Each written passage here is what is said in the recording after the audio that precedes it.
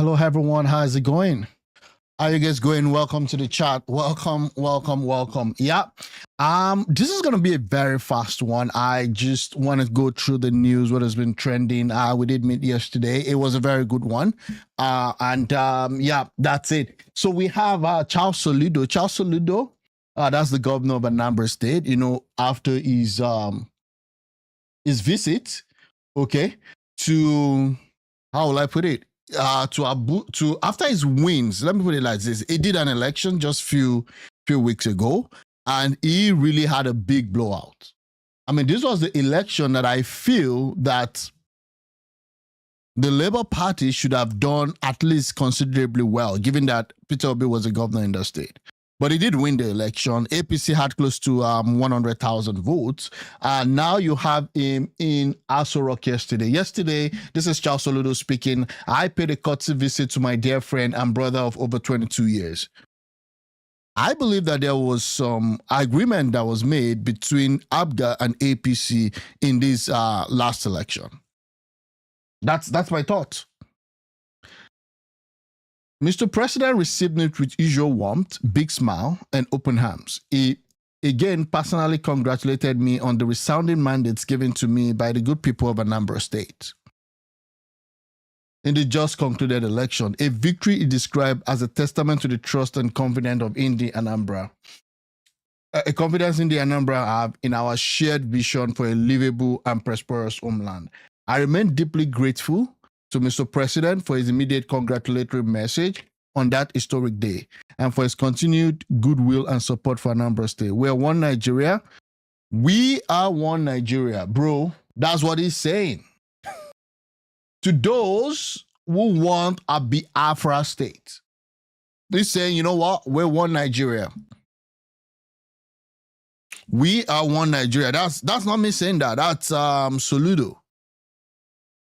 And together, with God on our side, we'll build the Anambra and the nation of our dreams. May Anambra continue to win. I don't know. What do you think about that? Because one of the questions and one of the things that I struggle with is the fact that an average Igbo person seems to be interested in having a Biafra state. An average Southeasterner wants to see one day a Biafran state. But the elite, the politicians, the decision makers, the Ohanezes of this world, I'm not sure that they are really interested in that. And that's him at Aso Rock meeting with the president. And just next to it, you could see IPOB is trending as of today. So what are we talking about? So this is IPOB. I'm not a fan of Nnamdi Kanu, but over the past 2 days, I've researched him and his activities and watched several of his videos. From what I have seen, the same people who can hire fake bishop, hire fake protester, can also hire fake IPOB member. The only way we can stop him from that's the only way they can stop him from agitating. You can take this to the bank. I still don't understand what really is happening in the Southeast. And we don't have investigation to tell the reality of what is happening there. Okay? A reminder of what Nnamdi Kanu said years back about Fulani. Let's not pretend to forget the crimes and atrocities. So the next 20 hours ago, let's not pretend to forget the crimes and atrocities of IPOB and ESN committed against the Igbo people in the quest for their agitation for a sovereign Biafra. I, for one, am in sympathy with some of their demands, but where I distance myself is in their violent method and the killings of their kings and the destruction of the Southeast economy in their mindless sit-at-home strike. This was July 4, 2023 in Abakaliki and Boyi State. We shall never forget. Please watch. Again, a lot of atrocities, were committed. A lot. But another question is how come a lot of those people committing those atrocities are not in jail? What about the financing?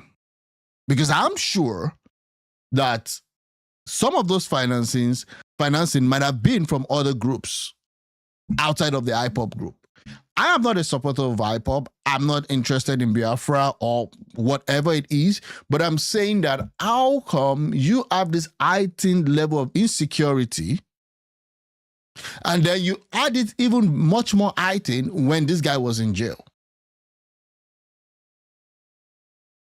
These are some of the questions, because people just want to gloss over things. People want to gloss over the idea that, oh, these things were happening. But I'm saying that if this guy is going to go to life in jail, if he's going to spend the rest of his life in jail, subject to appeal,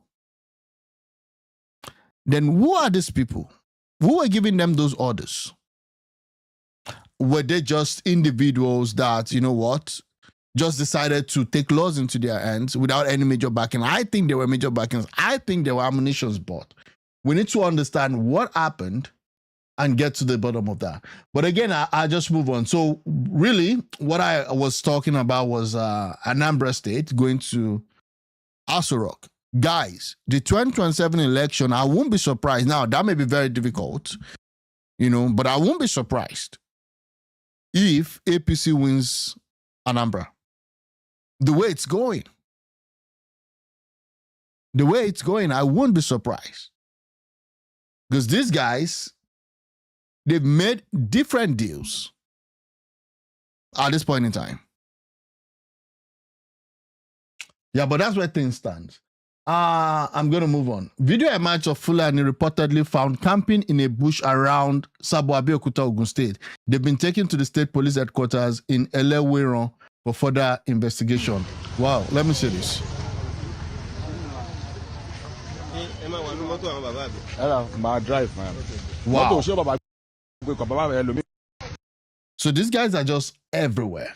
Good morning. I'm a PPR Ogun State. Please, the narrative is contrary to what transpired. They are not Fulanis, but undocumented migrants from Benin, Chad, Sudan, Cameroon. They've been profiled and legally handed over to NIS. Kindly confirm incidents before posting.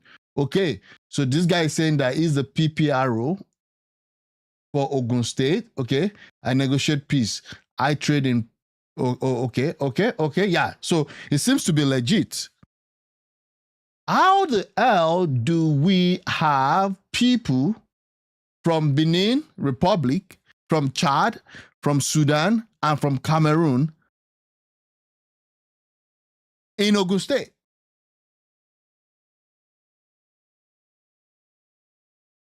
How? This doesn't make sense. So now, after profiling, where are you going to put them? And this is in Ogun State. For you to think that everywhere, it's calm right now, that everywhere is safe in the Southwest, you must be kidding yourself.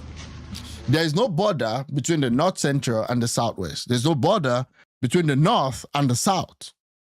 So whatever is happening in the northern part of the country, at least have that in your mind, that there's a higher probability, okay, that if care is not taken, that will spread. And that would indeed spread over, okay, to places where we think that all of these stuff will not happen.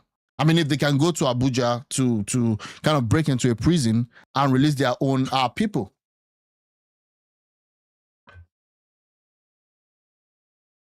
Okay, so I'm going to move on. So, this guy, this is Elon Musk. For those, I think everybody knows him for the most part. This guy was tapped by Trump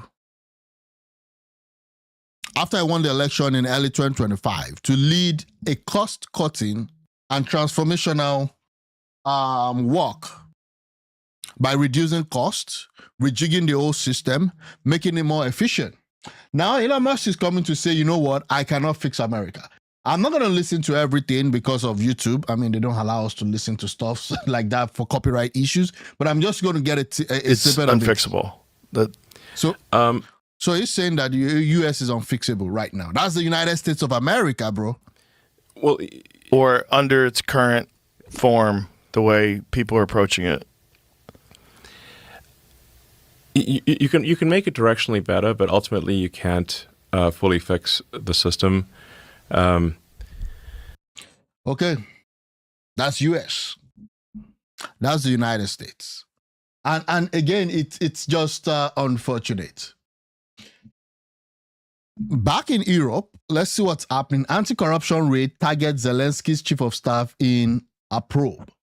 The Ukraine National Anti-Corruption Bureau and prosecutors raided the residence and workplace of President Zelensky's chief of staff as part of Operation Midas, investigating alleged 100 million kickback from state nuclear firm. Businessman Timur, I don't know if that's the right pronunciation, a Zelensky associate, faces accusation of leading the scheme with 8 suspects already charged. Mindich reportedly fled the country. No charge against Yermak yet, though sources anticipate them soon, as the case underscores reform pressures amid wartime energy shortage from Russian strikes. Zelensky has vowed zero tolerance, while the European Commission emphasized it's important for EU's integration. Again, the war that happened in Ukraine shouldn't have happened at all. But anywhere you see corruption, anywhere you see leaders, okay, that don't really know what they're doing, it's important for you to know at some point, this is what's going to happen. The corruption level in Ukraine is staggering. The corruption level in Ukraine, what is happening in that country is staggering. And at some point, it's going to catch up. The reason why we're having so much issues in Nigeria today with respect to corruption is nothing but the fact that you've had successive leaders not taking decisive steps. And the main reason why we have issues with terrorism today is as a result of the same. Okay, I'm going to move on. We heard about the terrorism that happened in the United States, where an Afghan refugee that came to the United States for asylum purposes shot 2 National Guardsmen. And that's the reality of what we face today. The height of, terrorism, the height of our hate is just crazy. This is a true story of Christians in northern Nigeria. Please do not let anyone deceive you or gaslight you. For Christians in the north, they sleep with both eyes open. They are always one day away from being another statistics of a terror attack. Let me listen to this. Someone who was hidden in the ceiling during crisis. Someone who was told to hide in the well, but then some people drowned while they were hiding in the well. So best thing was to hide in the ceiling and just hope to God that was never found. Wow, that's crazy. That's the reality. That's crazy. That's what we face, in Nigeria with the northern, dwellers. And that's a big problem. Find you as someone who know people who are massacred in the church, as someone who was called in Unime during the times of Boko Haram, as someone whose uncle, he came down from his car to help his Suyaman and then got beheaded by that Suyaman. Yeah. So again, you need to just live with these people or have a chat with them for you to know the reality they face. The reality they face on a day-to-day basis. Without the head, by the way. So, I know fear. I have lived with fear. I've grown with fear. Okay. Also trust me when I tell you that I've never been as terrified as I am now, because nowhere is safe in Nigeria. And I was nowhere is safe, bro. Nowhere is safe. And that's the truth. That's the reality. That's what we face in the country. It's that bad. Watching Papa Oyedepo when he was so angry on last Sunday, and people were saying, you think it's your prayer that is going to help? What has been helping you, please? Who has been helping you? That prayer might not be a bazooka. That prayer might not be a missile. But this is where, there was this video that was trending. That's a video of this guy that leads prayer. Is it Jerry Azid? I think that's his name. Every morning. And I cannot get where people are coming from. People expect that at the end of the day, that once we pray, that's over. It's over. No, there is a place for prayer. There's a place for action. There's a place for prayer. There's a place for action. But again, the problem that Nigerians have had is not being able to see a balance between both. Okay, and again, it's just the way things are. So I'm not against people praying. In fact, we should pray all the time without ceasing. But at the same time, there are things that we need to do for ourselves, like calling the government to do one or two things that would help lives be better for the citizens. I don't see that happening. And that's the problem. My prayer has given me comfort. It has protected me. Okay, So yeah. the best thing is whatever you believe in, Abi, hold on to it. Hope is Jesus. Hope is God. But please hold on to it. It's getting scarier. It's not just the economy. Yeah, it's really bad for those that are in this thing. Now, this guy is one of a popular content creator. Just saying his brother was kidnapped. As I speak with you now, my uncle has been kidnapped. Wow. By Fulani terrorists in Edo State. What is happening in Edo State? We saw that video where you had a couple, okay, being kidnapped. They were asking for, is it 15 million as ransom? What is happening in Edo State? As far as I'm concerned, Edo is as close to the southwest as any other state. Edo, Ondo, and then, this is crazy. You see this insecurity that we've been talking about? If you never come your doorstep, you might not understand what is going on in this country. Yeah. We are totally surrounded. Yeah. It's a conquered space. And that's why drastic action must be taken. I don't even understand how these politicians can sleep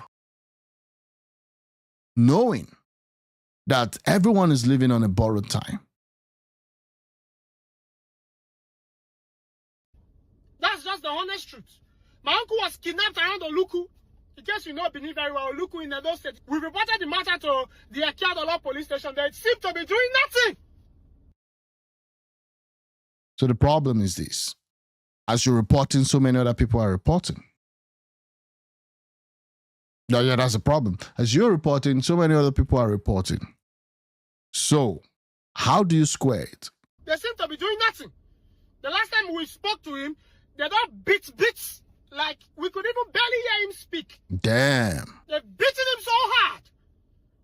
They are demanding huge sum. They are demanding for us to come pay 100 million. Bro. What's happening?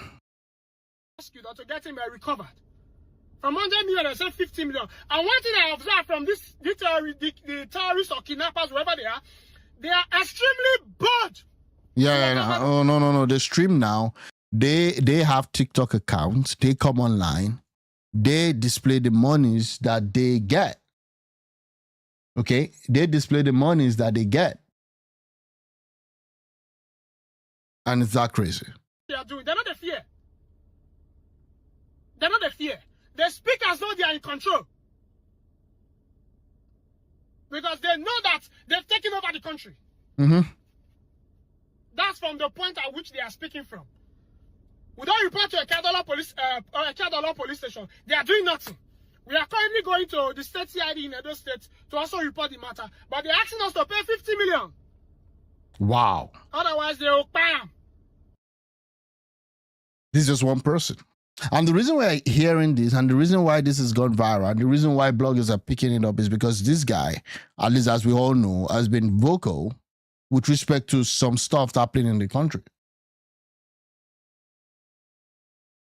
So how about those that we don't even know anything about? How about those living in the remote areas and the villages that we've not even heard about? In Edo State.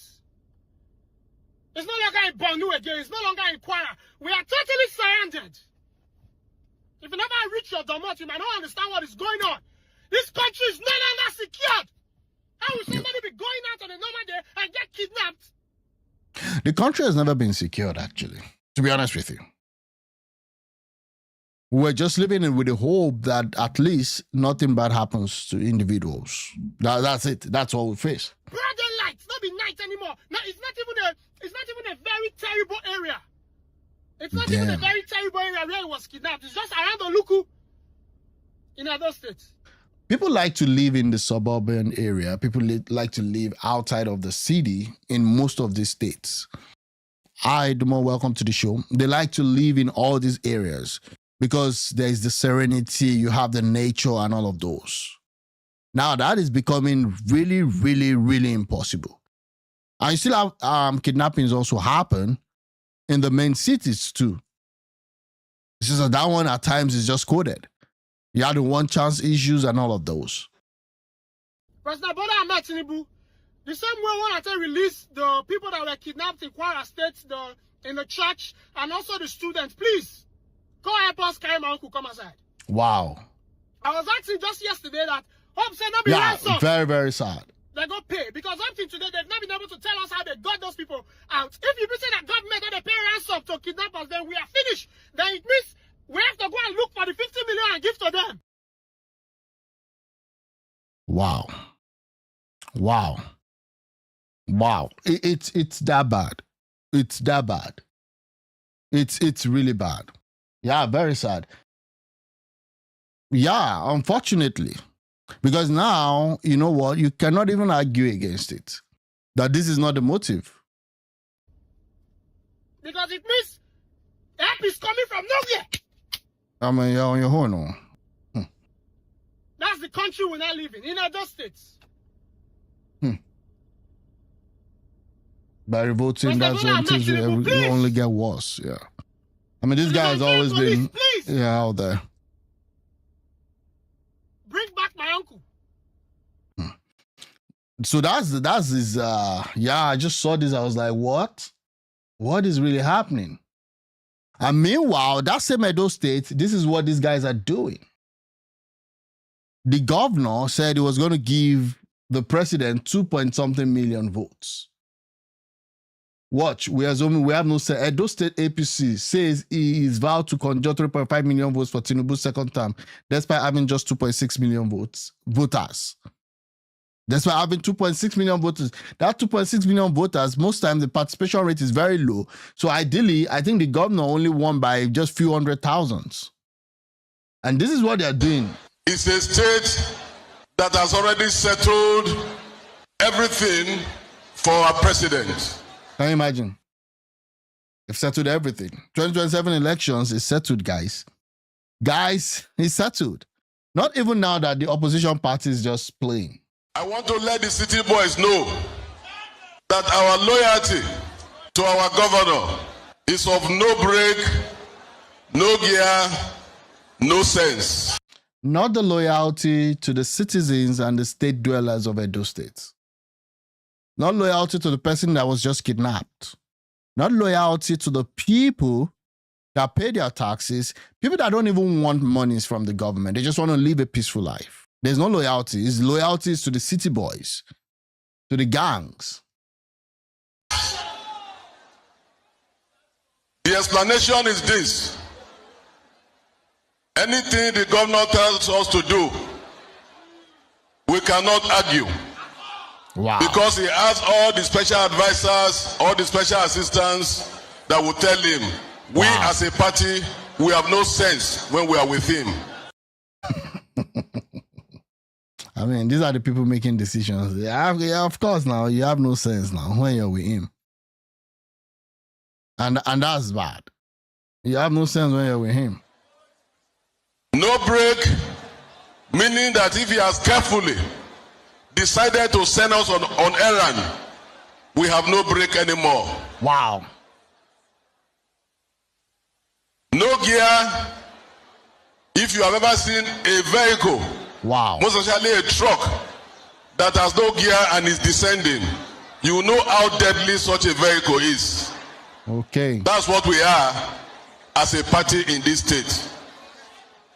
Because we have no sense, the governor has already told us that 3.5 million votes for President Bola Ahmed Tinubu must be guaranteed. Of a state that doesn't even have 3.5 million people in the role. Exactly. Not every citizen wants to be rich. People just want to live their life. People want to just have a respectable level of living and for their children to have education sorted. Exactly. Like, if you can't guarantee education, you can't guarantee education now. People go to private schools up onto the university level. Some we have a lot of people that have never even stepped into anything public school. Year over year, the whole quality of the public education keeps getting destroyed. So now it started with private primary school. At some point, we'll be like, okay, I'll do private primary, then I'll send my kids to the public secondary. Now, at some point, that stopped. If you really want good education, now you have to send your children to the public secondary. Now you have the private university. Sorry. If you want a good education, you have to send your kids to the private secondary. Then now it's moved also to the universities. And that's the problem. And it's already settled. It's all settled. So no superior argument, no superior organization, no superior coalition. They've settled that Edo State is already sold out to APC come 2027. And as you can see, already it's already done. It's already done. The alliances have been made. The power brokers, they've already, sold out all the slots. Whatever it is that the opposition is doing right now, I don't know. I'm still hoping that something good come out, but I don't know. So I want to tell all of you that even before you came, before the minister started telling us all what the president have been doing for this nation, we don't even want to hear, because we have no break, we have no care, we have no sense. The typical politician. 3.5 million vote is guaranteed for the president. Damn. For 2027. That is my message, very short message to all of you. The event ended with. Yeah, so that's it. That's what we're facing, actually.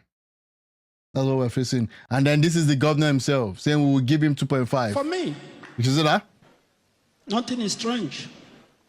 We have a capacity working president. Yeah, it's not easy, man. You can say that he's doing some things, but don't just come and, lie to everybody.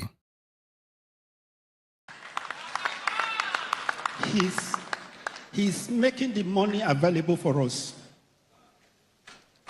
Yeah, it's all about that, right? Embark on critical reforms for this country, Nigeria. Things that you think are difficult, he takes decision and later play out to be the best decision ever that will ever rescue this country. No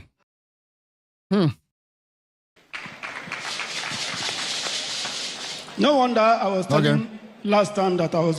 I mean, again, we can't lie that there are some decisions, like some of the reforms, financial reforms. But again, that has not spilled over and helped the common man, like the subsidy removal, because that was a mess. It is not spilled over to help the common man. Like the, what else again? The forex removal. People are still suffering. But now, added to that is that nothing from the security standpoint of view is worth celebrating. And that's where the problem is. Nothing from security standpoint is worth celebrating. Going to deliver 2.5 million votes to the President of the Federal Republic of Nigeria come 2027. 2.5 million votes. Wow. For a state that you only have 2-point-something million in the register. Assuming 20% comes out to vote, that's 400,000. So where do you want to get the other 2,100,000 votes? The three men left in PDP saying how will it not happen when I'm already walking and tying road where the governor of PDP came out from? For 8 years, he could not tar road in his community.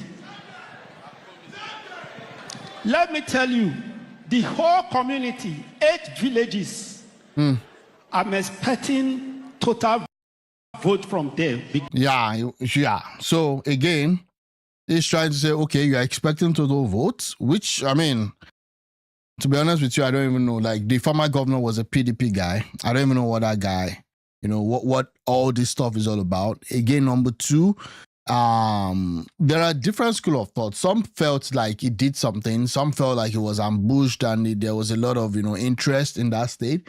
But for you to just say you're going to give 2.5 million where you've never even had that level of votes in any elections in your state is what is beyond me.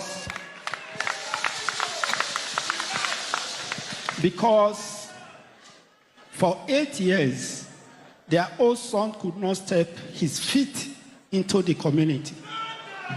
But I was there 7 months ago to campaign, and I said I was coming to do this road. Today we are doing it. Okay. So that's that about that. Yeah. Okay. Someone said, well, if you can write it out, then we would know if that is true. Peter Obi, minister should stop wasting time responding to me. Just do the right thing. Yeah, I agree. I'm gonna go through this later in the day, but for now, I need to go. Now, ministers, the information minister, evil plots of the plan is to start a religious war. Wow. That's what Tinubu is saying. The people supporting Tinubu is saying that no, the plan is just to destabilize the country. But I'm saying that if Tinubu does what is expected to do, then we won't have that problem. In another news, Elrufai is now an official member of the ADC. I don't know what you guys think about that. Elrufai is now a full-blown member of the ADC party. As we can see, this is no longer a coalition. And it is just what it is. Temi's husband, Mr. Easy Debate's new look as he goes bald. Okay, yeah, that's fine. So that's where we are as of this morning. The good thing is that Goodluck Jonathan is back after he got stuck in Guinea-Bissau. When he went there, his plan is to ensure that the people of Guinea-Bissau have a very smooth transition to a new government or to whoever wins the election. Unfortunately, the military took over. Now, what we have in Africa, in West Africa, and other parts of Africa is now really coup or insurgency. Those are the two major news coming out now from this continent. But at times, we've got good news too, like Dangote Refinery. So we have to put a balance to all of that. Thanks, guys, for joining. It's a very short one that we had this morning. Have a very good day, and I'll try as much as possible to come again online later today. Thanks, and have a good one.